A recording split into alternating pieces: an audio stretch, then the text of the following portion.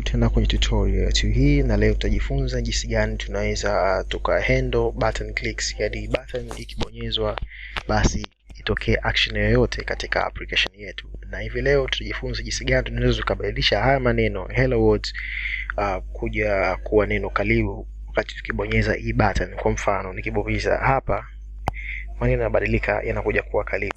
Kwa hiyo tutaenda kujifunza jinsi ya kufanya kitu kama hichi. Karibu sana kwenye tutorial hii. Naam, basi kama iliyopita tuliishia kwenye text view, na sasa tunahitaji kuongeza button kwa ajili ya kubonyeza, yani handle clicks. Button ni kwa ajili ya kutrigger, yani kama kutrigger events fulani katika application yako. Kwa mfano unahitaji kutuma SMS, basi utaandika message na mwisho siku utabonyeza button na kutuma. Kwa hiyo tunahitaji kuweka button kwa ajili ya handle vitu kama hivyo, events pia. Kwa hiyo nitaweka hiyo button, nitasema width match parent na height ni wrap content. Nitakuja kitu kama hichi na kwenye ID ya button nitasema ID. Sasa nitaita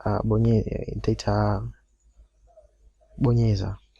Hiyo ndo ID ya button, na kwenye text ya button nitaandika bonyeza hapa, na kwenye upande wa color, kwenye upande wa color and text color nitatumia color asset ambayo imekuwa defined kwenye hii color colors.xml hii hapa, ambao xml yake ndio hii hapa. Na background nzima ya background ya hii button yetu nitatumia color asset. Kwa hiyo hapa itabidi tubadilishe, twende kwenye rangi fulani ambayo ni nyeupe. Tutumie extra code ya rangi nyeupe ambayo ni hiyo. Kwa hiyo kama unavyoona tuna ile similar layout, yani layout ambayo tuliona wakati mwanzoni tunaanza tutorial, na hii ambayo tunaiona hapa.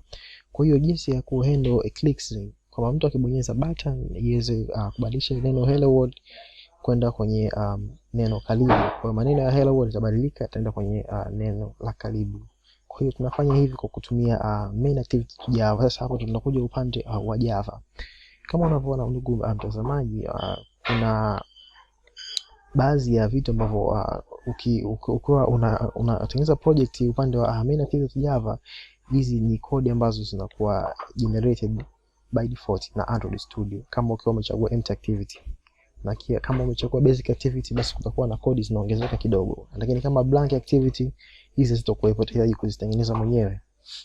Kwa hiyo hapa juu tunaona kuna package ambayo ni console, ambayo ni package ambayo tulidefine wakati tuna configure project. Na hizi hapa ni imports ambazo zinasaidia sisi kutumia vitu kama compact activity pamoja na vitu vingine ambavyo kama tukiweka button utaona kuna imports zinaongezeka hapa.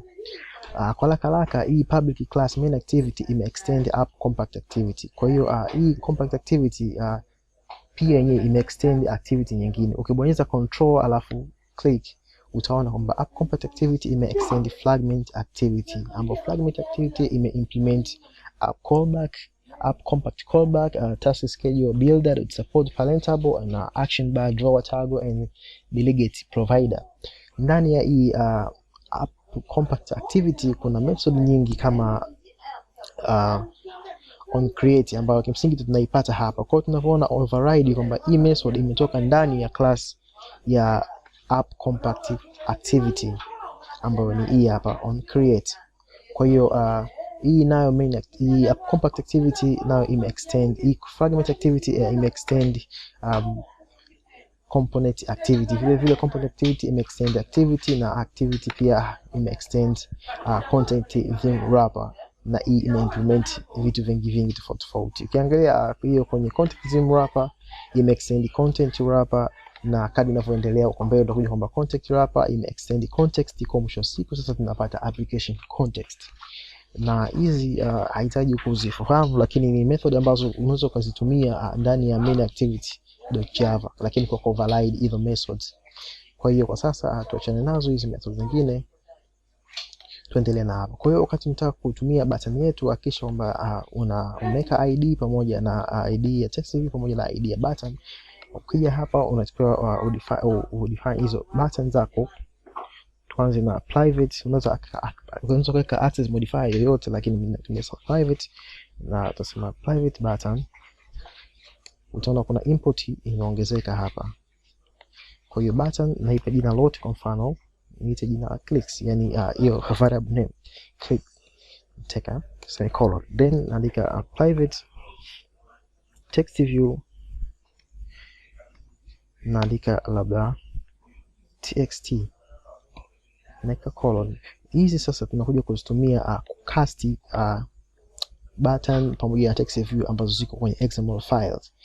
Kwa hiyo tukija hapa kwenye on create, chini ya hii set content view, chini yake hapa usiandike kabla ya hii set context view, unatakiwa chini ya hii set context view tunaenda kucast hizi values ambazo tumeziweka pale juu. Kwa hiyo tunasema click tunasema ni sawa sawa na find view by id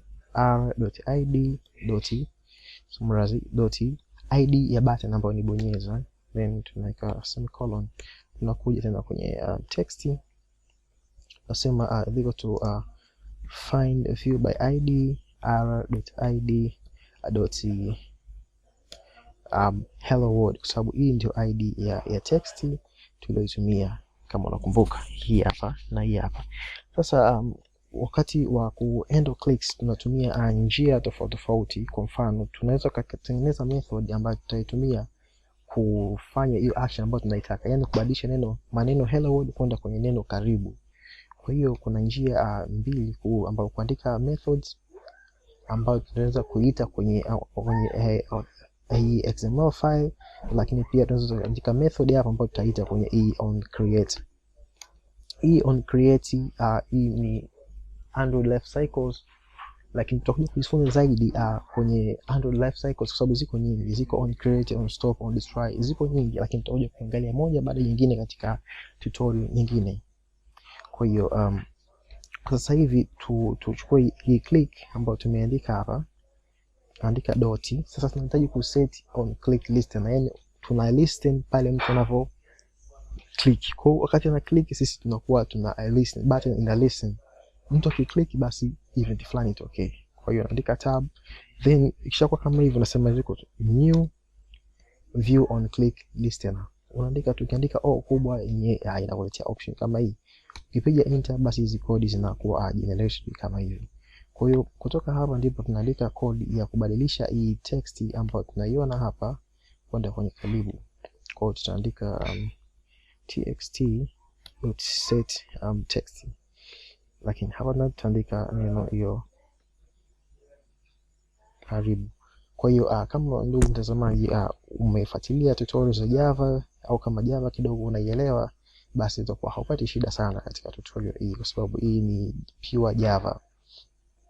Okay, njia nyingine ni ya kuandika method nje ya onCreate method, lakini ndani ya class. Tunaandika public void, labda method yetu tuite bonyeza button. Alafu hapo tunaandika view v. Hii inaweza kaji na lolote, lakini andika tu view inatosha. Na hapa tunafungua curly brackets, na hapa tunaandika hii code ambayo tumeandika hapa, yani txt.set text, then karibu.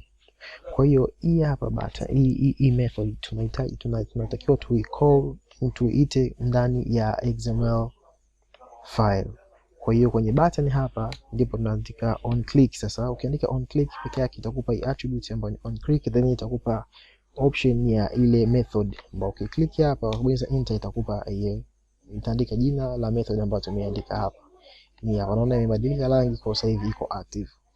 Pia njia nyingine ya kuandika, unaweza kuandika method nyingine public void, kwa mfano labda tuite click button lakini ndani ya humu hatuandiki chochote, yani hatuandiki hiyo view ndani ya hii hapa. Ni tofauti kidogo na hii. Sasa hii hapa method tunatakiwa tuicall kwenye onCreate hapa. Kwa hiyo naweza kucall hapa, kisha unaicall baada ya kucast button yako na pamoja na text yako. Kwa muda tunaweza kusema labda the same kitu kile kile, kwamba tutasema labda click dot set on click listener is equal to new on click listener. Ndani unapiga ile code set text, tunaandika karibu. Kwa hiyo kuna njia nyingi kidogo za kuandika hii on click ya button yako. Kama unavyoona ndugu mtazamaji, tunaweza tukaandika kwa kutumia hii njia ama hii njia au njia. Tuchague moja. Kwa mfano tukianza na njia ya kuset on click ndani ya sorry,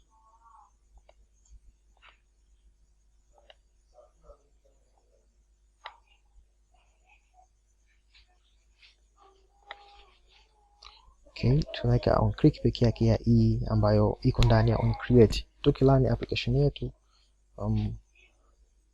unaweza ukaona kwamba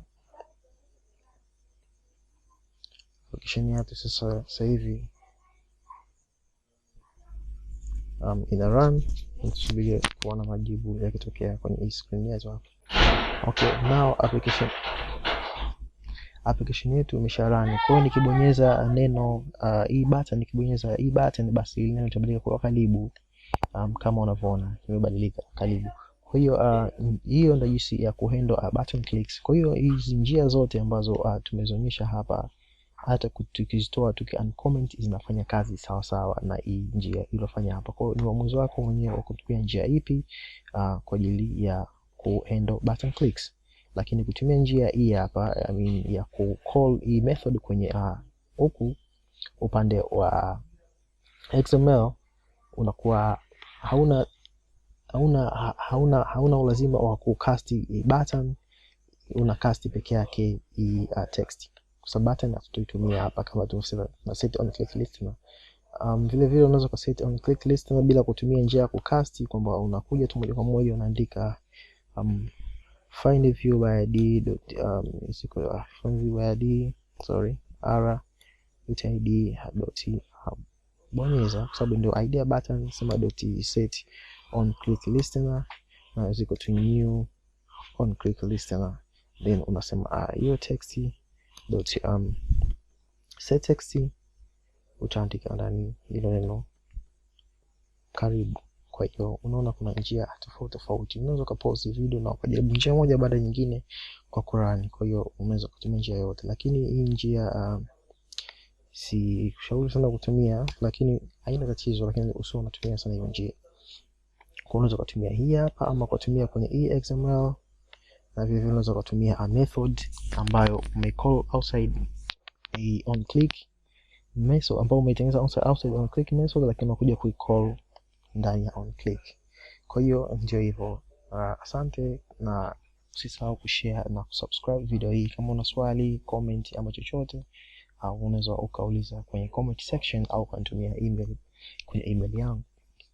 Asante na karibu tena, tukutane kwenye tutorial nyingine.